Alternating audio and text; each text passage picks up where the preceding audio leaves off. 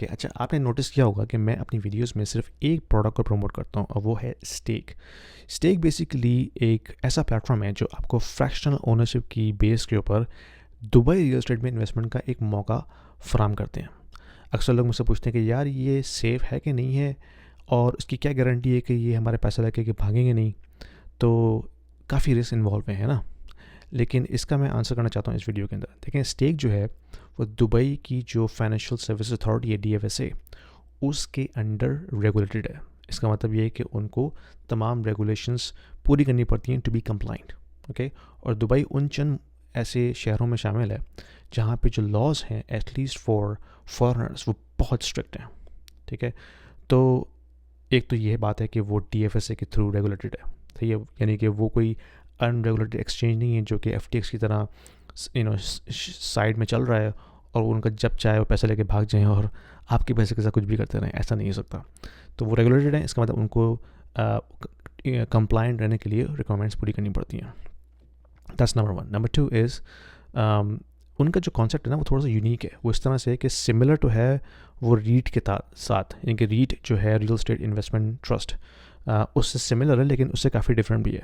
रीट में क्या होता है कि रीट एक तरह के स्टॉक है जो आप स्टॉक मार्केट में ख़रीदते हैं, और वो बेसिकली एक पूल का एक फ़ंड होता है जिसको वो यूज़ करके डिफरेंट इन्वेस्टर जो प्रोजेक्ट्स होते हैं इन्वेस्टमेंट के, उसमें वो इन्वेस्ट करते हैं।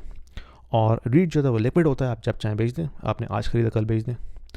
इसमें ऐसा नहीं होता। इसमें होता है कि आपने मिनिमम 1 ईयर तो उसमें अपना पैसा रखना है, ये उनकी रिक्वायरमेंट है।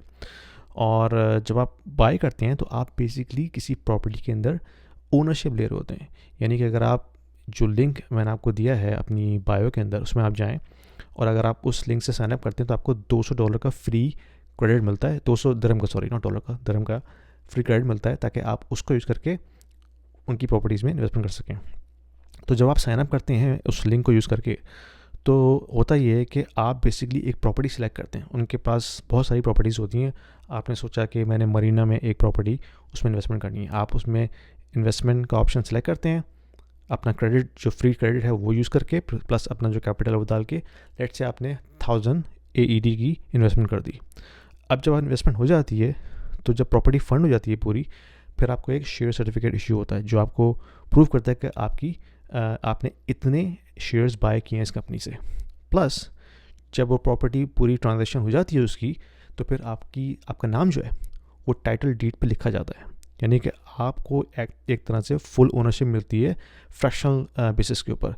उस टाइटल डीड को लेके आप दुबई की जो बिल्डिंग अथॉरिटी है वहाँ से अपना नाम वेरीफाई भी करवा सकते हैं। तो this is that legit. Okay, और 1 साल तो मिनिमम आपने उस प्रॉपर्टी में अपना शेयर रखना ही रखना है। अच्छा, दूसरा लोग मुझसे क्वेश्चन करते हैं कि यार हम अपना पैसा निकालेंगे कैसे। तो बेसिकली 2 एग्जिट स्ट्रेटजीज होती हैं। या तो आप प्रॉपर्टी को बेच दें, ठीक है, यानी कि वो हर कुछ अर्से के बाद देखते रहते हैं कि मार्केट में अगर अच्छी ऑफर्स आ रही हैं तो वो उन ऑफर को एक्सेप्ट करके प्रॉपर्टी को लिक्विडेट कर देते हैं। फिर जो उसका भी जितना शेयर होता है उस हिसाब से उनको एप्रिसिएशन मिल जाती है और रेंटल इनकम तो आ ही रही होती है हर महीने की।